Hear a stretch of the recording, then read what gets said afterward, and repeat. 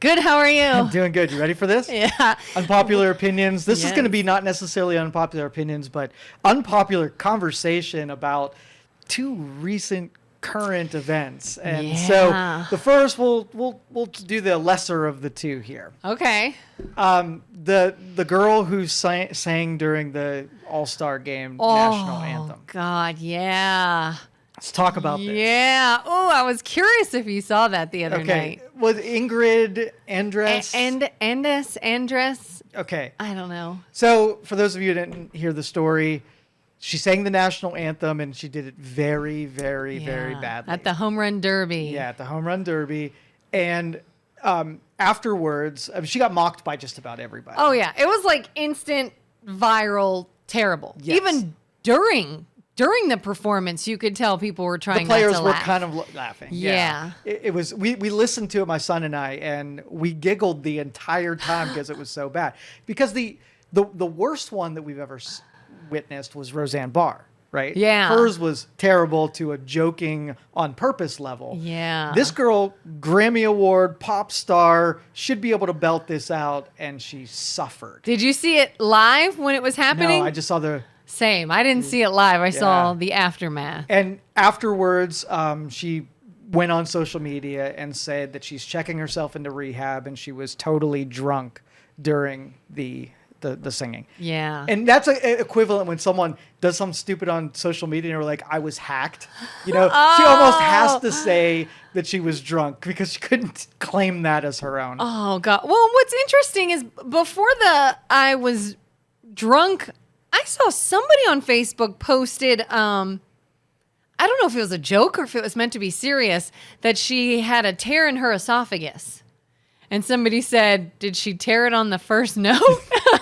Yeah. And I thought, oh my God, did she try to do this with an injury? And then immediately it was, I'm not going to, bullshit you all. I was wasted. Well, kind of thing. I talked to a lot of vocalists who are fearful of doing national anthem because it is just so hard of a song to get right when you're in an open stadium and hearing yourself on the PA and not having earphones on. They say it's hard to nail, right? Oh, God, yeah, I can imagine.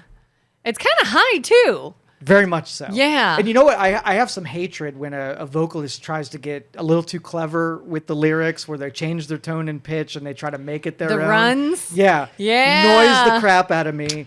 Yeah. The song is a traditional song.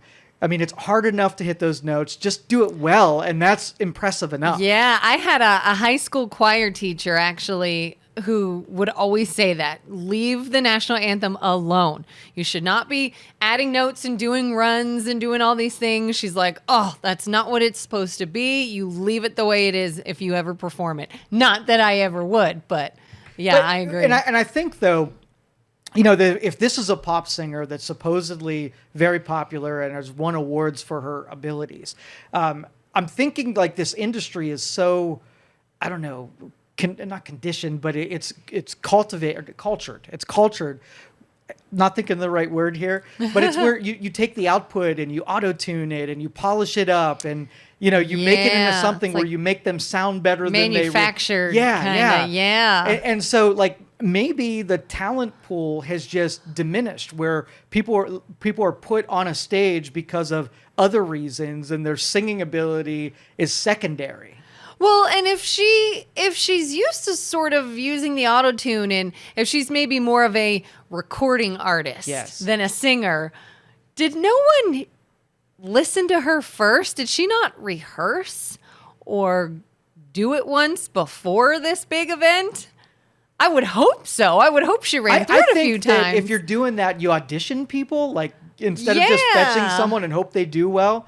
Like if she didn't nail it during rehearsals, that maybe you have a plan B. Yeah, because we all thought, my husband and his friends, we hadn't heard of her before. And so we had no idea who it was.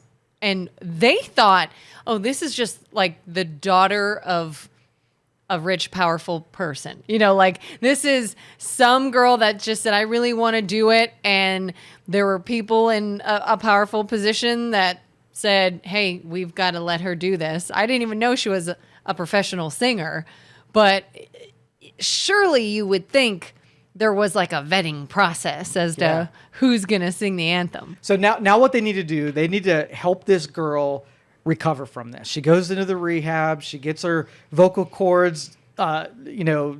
Sober and healed. And they give her another shot at it. Yeah, right? I was and thinking let that. her bounce back from this, because you don't want to go out on that one. Yeah. If they're really going to make the excuse that she had a bad night and she drank too much during, like, show me what you really got. Yeah. And if on take 2 it's bad, then she could just then fade you're off done. into nothingness. But, what's bad is I feel like I am in no way a singer. There's no way I could sing that song, let alone in front of a stadium full of people by any means. But I almost feel like I could have done better than that drunk. I think most drunk people sound better than that. Like that, there has to have been more to that than just her sobriety. I mean, I have heard numerous people do karaoke after multiple drinks that still sound better than that, who are not professional singers. So I feel like, the bar set pretty low if she wants to come back and try it again.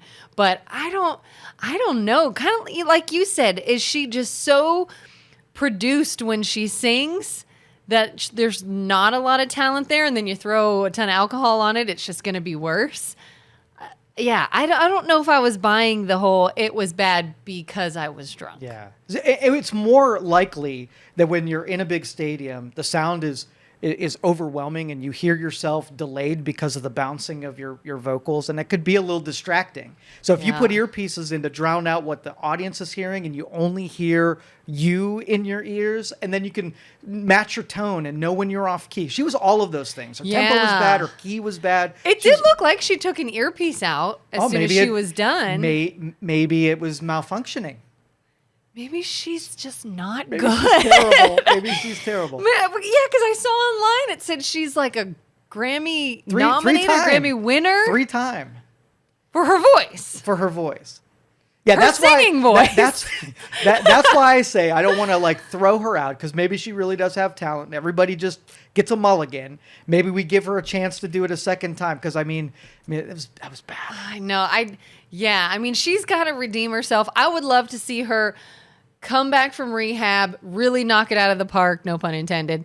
But well done. Thank you. But there is going to be pressure on that. Like, holy crap, if you come back and you're still bad. What we have to do is we have to go look at some of the songs. I don't know anything she sings, but go get some of her not produced stuff that came out of autotune and a recording session, but something that she did live on stage, and compare the notes she can hit. Again, if it's just that song that she goofed up, then fine. Maybe her regular songs sound good. But if she's like a rapper or something that doesn't require vocal range, then that might tell the rest of the story. Yeah. And who knows? Maybe she got so drunk, she did tear her esophagus, and it was just a whole bunch of just But poor things. girl. Poor girl. That's not good. Yeah. All right, second. We're gonna, I love conspiracy theories, right? Yes. Yes, and conspiracy theories used to be a lot dirtier of a word than it is right now. I'm a math person, and so I look at probabilities, and so mine aren't necessary. I think we've changed what a conspiracy theory is, where when the public, what they think about a conspiracy, where people are conspiring for an outcome on the DL where nobody knows about it, versus probability that something took place, right? Yeah. And I'm more on the side of probabilities. Probabilities that something took place, and I sort of assign mathematics to see what was the real outcome. Because when you don't know, you're trying to keep things on the table until the things have been eliminated. So that's the version of conspiracy theories that I like. Okay. So this last weekend, an assassination attempt. Yeah. With every assassination attempt, there comes lots and lots of conspiracy theories on both sides. You were actually one of the first people that popped in my head when this happened. And then you have the people who are like the conspiring to eliminate a president. So I'm going to more talk on this side. So first, do you buy into conspiracy theories en masse and on whole?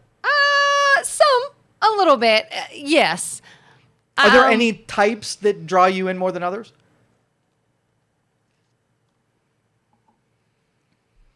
Not really. I mean, I would not say I would not say typically that I'm a conspiracy theorist. I would not say that there are many I buy into, but they come to mind. Even with this instance, already a bunch started coming to mind when this happened. So I wouldn't say that like, oh, conspiracy theorists are a bunch of, that's a bunch of hoo-ha. Like, no, some of them I think are probable and interesting. But I'd say a wide range of topics. And especially if there's not enough information to discount it and be able to get rid of it. Those are the fun ones because they're kept alive, because some of them you'll never know. Yeah. Right? As long as they don't get so convoluted, because typically like the simplest answer is the answer. And if you're like, but this and this and this and this, then it's like, no, you're reaching now. But the simpler ones, maybe. Well, we'll use the moon landing, okay? Big conspiracy theory. We're racing against the Russians to make it to space. It's a big political gamble that we want to be the first, and we want to outmaneuver them on technology and be able to do it, right? And so we did a whole lot of filming on Earth as, I'm going to call it propaganda, but it's marketing material to say what our advances are like.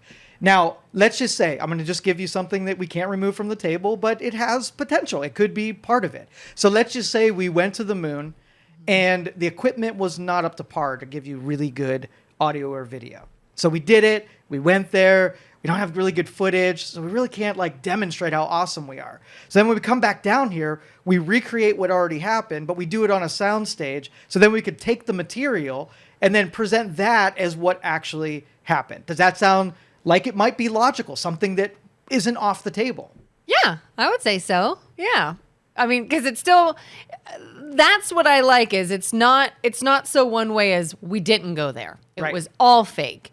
You know, that would be probably more plausible. And that's what you said, where the simplest explanation is usually it, where we didn't fabricate the whole mission going there. Yeah. Or even a little less likely, but still on the, the probability standpoint, is that we went there, something went wrong and we didn't actually ever land, so we wouldn't have ever had footage of landing, but then we propped it up by using some marketing material, because they're like, who would ever know that we didn't actually go there? Just enough truth in there to make it plausible. Yep. Exactly. So that one will stay alive forever. Let's get to the assassination attempt, because this one is a little bit more dark than a moon landing, where we have enough information. I mean, probability said that Trump was not a very well-liked figure.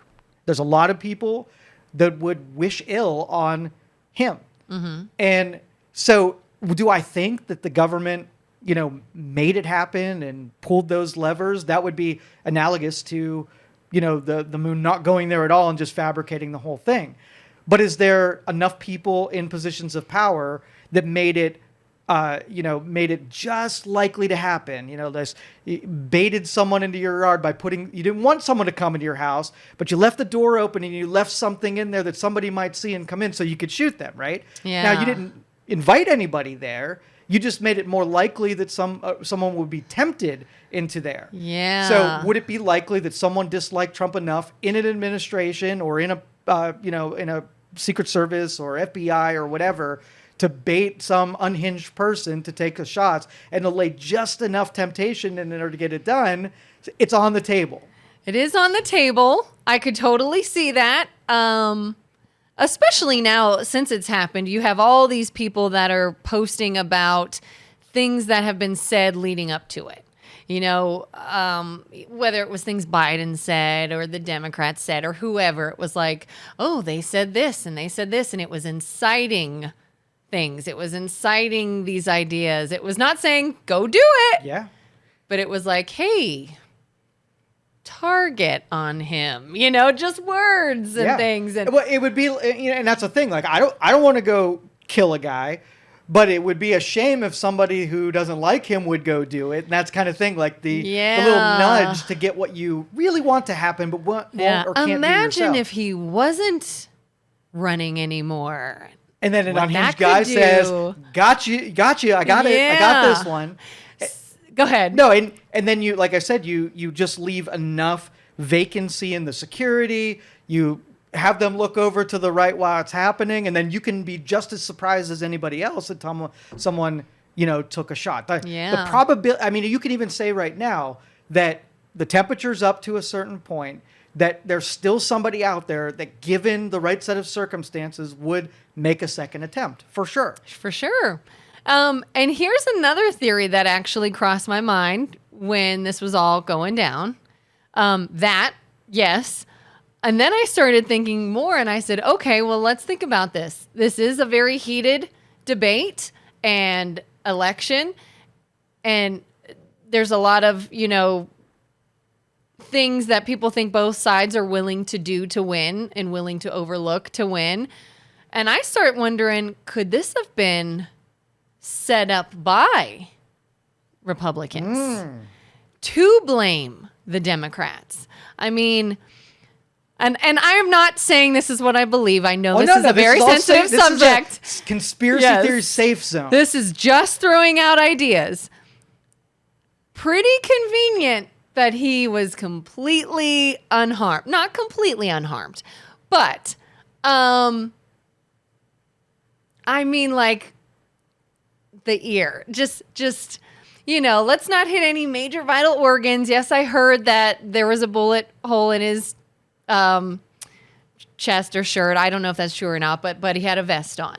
Kind of convenient that he had the most, I get, not insignificant, but insignificant injury. But now, if the physician that treated him, if we could see the wound and see that, yes, literally someone shot close enough to him to take a chunk out of his ear, would that take that off the table for you?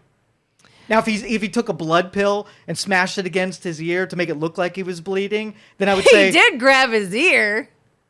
So, but it would be so easy to dispel that by seeing a missing portion of the ear. Because if I'm gonna stage it myself, I'm not gonna actually become that close to harm. But that's what I'm saying is I think he did injure his ear. I think something did hit his ear. But is he crazy enough, narcissistic enough, whatever enough to be like, go ahead, just shave off the tip. Like, this needs to look real, but I can't be obviously majorly harmed. Another thing is the whole picture that just is now viral and popular of him with his fist in the air and he's yelling fight. A lot of people, I feel like, if you truly believed you were just shot at, there are Secret Service members using their own bodies as shields, risking their life to cover you. And instead of allowing that, you're making yourself bigger. You're throwing your arms up. You're being a bigger target. And in a way that just gives us the most perfect promotional photo. It's not, oh my God, what's happening? Where do I go? What happened? Like, there's no stunned look on his face. There's no shock. There's no confusion. There's no, let me stay down and stay safe and you tell me what to do. It was like he took over. I'm going to control the situation. I'm going to get big. You're not going to hold me down. I'm going to yell fight. I'm going to do this perfect pose for photos. Again, maybe he's just, some people say he's a narcissist and that's why. Some people say, maybe your adrenaline's running and you're pumped up. Maybe didn't look at it that way. Or just pissed off and and just being, maybe he's like, this is what I'm talking about. We have to blah, blah, blah. It could have been a number of things. But if you're looking at the conspiracy theory, I could totally see this being a setup from his side to, one, make him look good and strong and brave and willing to fight, and make the other side look bad. So of these two things, and both of those are absolutely on the table, right? Mm-hmm. And if we had journalism that actually existed here in the United States, we would see the wound first and foremost. Uh-huh. And the probability goes down for me if he actually took a bullet to the ear in order to pull off a staged event. Because I don't think anybody would actually get close enough to live fire bullets thinking that they, put an apple on your head. Nobody's going to do that. They might, right. They might have done the ear thing. But anyway, and on the other side, all they have to do is dig into the people and figure out if they cleared a path for this guy to take a shot at Trump. So, for instance, like I was listening to, one of the, and this might be total fake news as well. Yeah. But the guy, one of the snipers that were on the roof that were protecting things had a bead on the shooter, and the brass told him to stand down because they didn't want to accidentally shoot somebody who just took a telescope on the top of the roof, which again, that sounds good, but all you have to do is go up the ladder. So who was the brass? The brass doesn't do it for me. If you were like, if you can give me a name of the person who said stand down, then we can go to them and say, okay, you gave the sniper a stand down order. Where did you get that stand? And follow the stand down order until you get to the person who would have cleared the way. But as long as we're like, oh, the brass said it, okay, I guess that's good enough for me. Not good enough. Yeah, especially, I mean, you see videos online. Again, I don't know how legit they are, but it's like civilians all saying, look at this guy, somebody get this guy. But yeah, I mean, I have heard that there is a protocol. There are steps you take before you just take someone out. You can't just willy-nilly shoot someone because you think they had a weapon or you think they were doing something. Like you said, there's a very good chance. What if he was just a super fan that was trying to take pictures with a long-range camera or something? You've got to be sure. And so, yeah, I could see both sides where someone's like, oh, he was in the sights for a long time. But another question that came to mind, the guy who was killed in the crowd, was that, you think, in the name of conspiracy theories, an oops of a plan that went wrong, or a sacrifice for their plan? The practical side or the conspiratorial side? I'll give you the practical. Okay, yeah, the either practical one. side first would be the story goes along that there was actually police that made their way onto the roof to confront this guy, and he whipped the weapon around and pointed it at the police, and the police backed off and went back down. So then the shooter came back and fired hasty shots, not easy, take your time, whatever shot. So I think that guy probably died on one of those hasty shots where the guy rapid fired 3 or 5 times, but it wasn't a clear shot, right? Because the police were behind him, rushing him in. He knew he was about to die, so he took 5 quick shots. Now, the conspiratorial side is that, the guy part of the plan, the guy that was in the audience, I'd have to see a diagram as to where this guy was sitting in the line of like building, Trump, whatever. If he was just sitting right behind where Trump was, then it makes sense that if you fired 5 shots, hit Trump once, there are 4 bullets that are unaccounted for. And I saw one ricochet off of a railing that was on the right side of Trump from the viewer's perspective, and one just made contact with that guy. So, wow.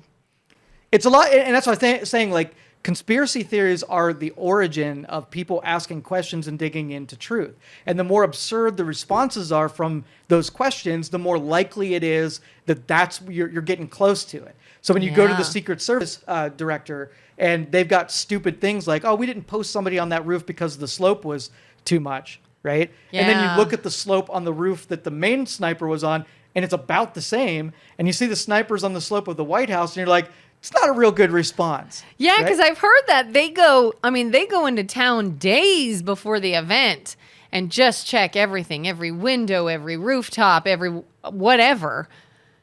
And that, from what I've heard, was a pretty obvious spot. That the guy was there 30 missed. minutes hanging around suspicious, doing a rangefinder to see distance before the event.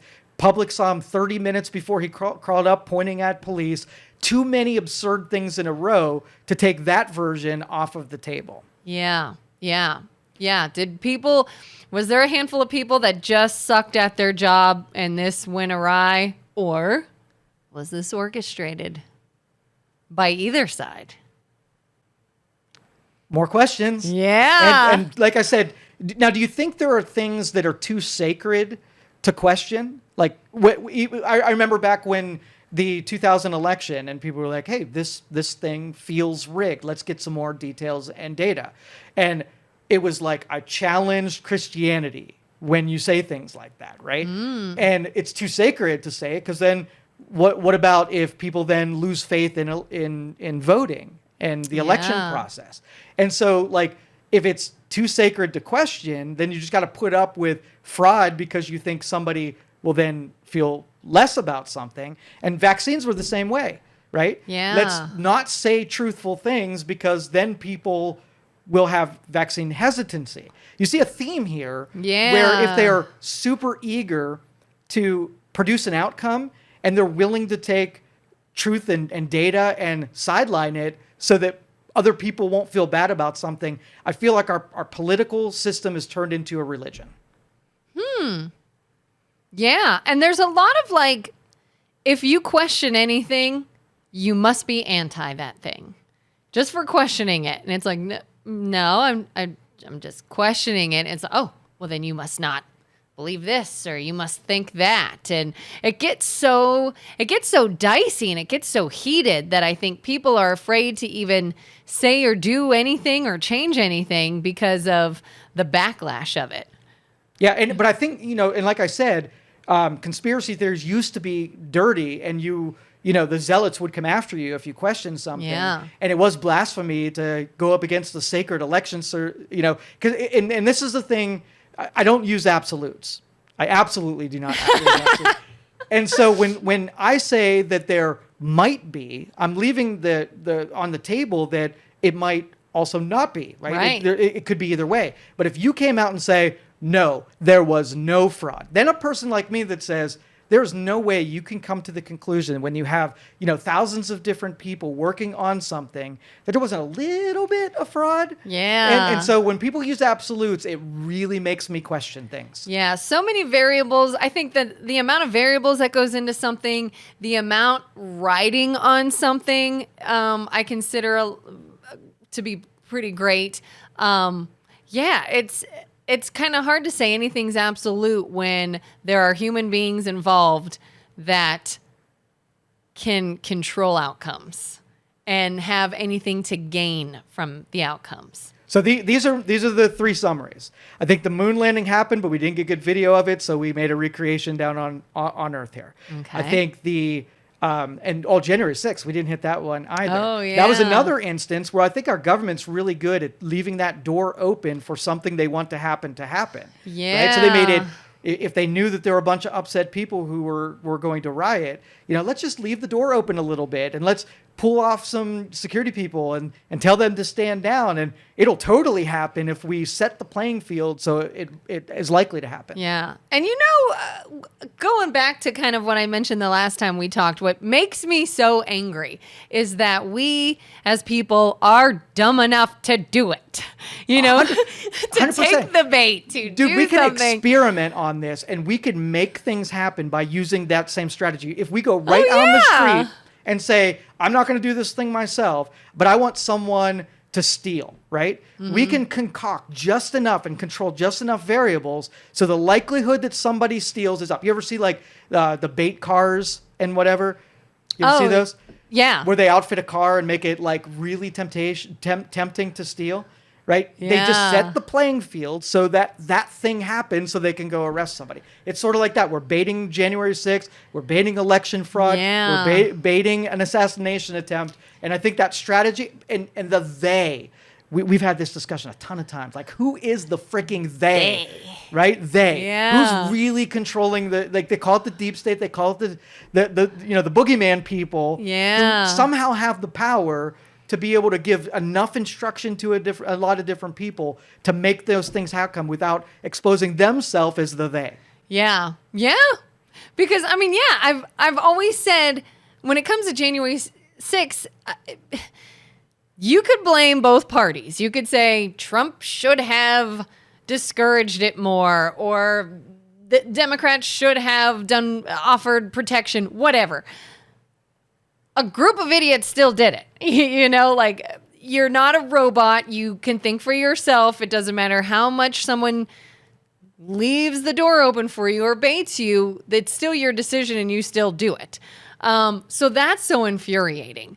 But yeah, I would love to know who specifically, you always hear all the time that a president, in Joe Biden's case, they say, well, this isn't really Biden doing it. It's these other people are controlling him. He's just this talking head. Who specifically? Who's they? Who is the person or persons?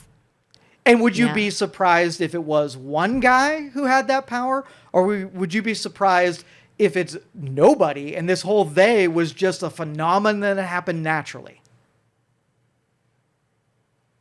I would probably be more surprised if it happened naturally. Like, I don't know. I almost picture it as not one person, a group of people that nobody knows their title. Nobody really knows, you can't, point out a public figure and say, oh, it's them. But it's a group that is somehow the main decision makers and the main, really poor choice of words, but trigger pullers, I guess you know what I mean, for either side. Yeah. And do you think, if that is the case, do you think they know about each other? Like, that's the right's group of they, and this is the left's group of they? So I play a game when this happens of villain or incompetence. And I always put a lot more money on the incompetence. And so that I think, like, I've been involved in enough events and things that go on that there's usually like one guy who makes it go really good, right? Mm-hmm. They're the controller of making it not be a dumpster fire. And if Yeah. that person decided to just not do their job, then incompetence would be the thing that would flow out.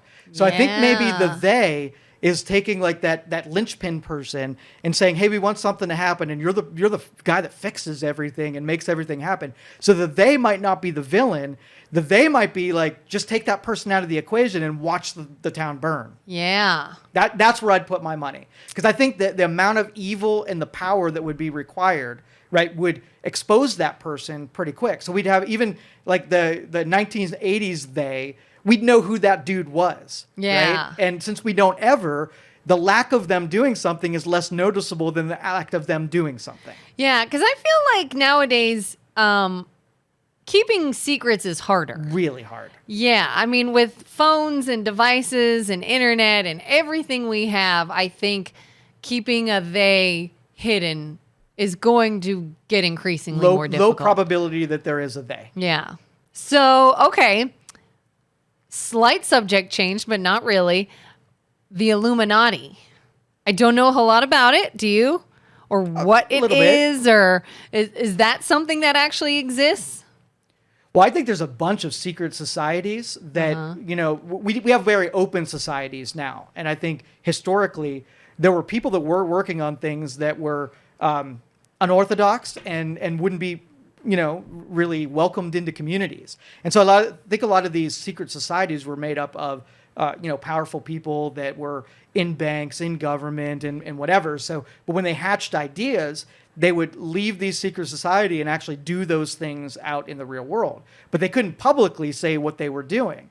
And so the coordination of the collusion of these secret societies fed some kind of higher purpose for them. It might have been, for economics, where, 5 guys from the bank get together and they talk about what's going on in banking. And instead of competing against one another, they're colluding with each other. And that is very probable that these things happen behind closed doors.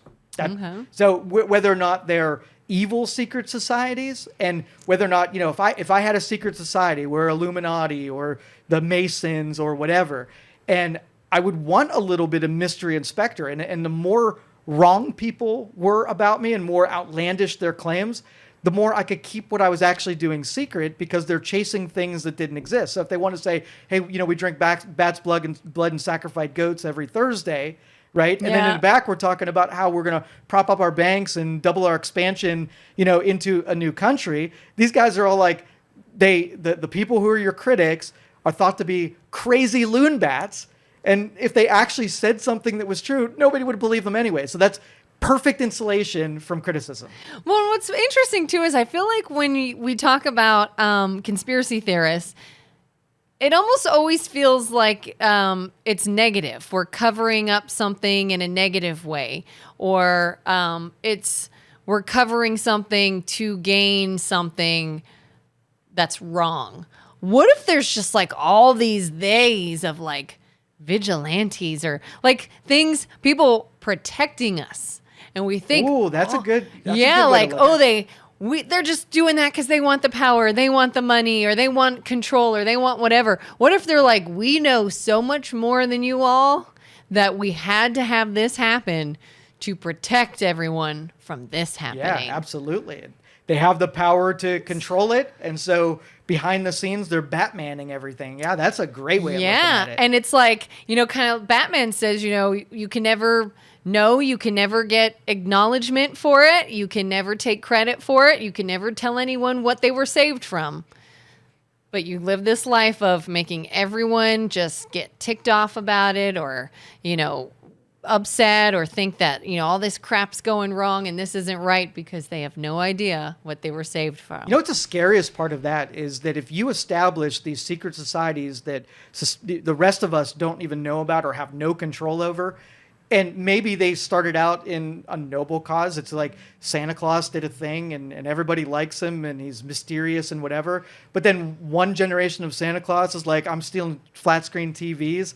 There's no way to end it because we allowed it to be outside of where society was, right? We tolerated it. So if you had a secret society, it wasn't immediately raided because maybe they were doing good stuff. Maybe they were controlling finance and protecting the United States and whatever.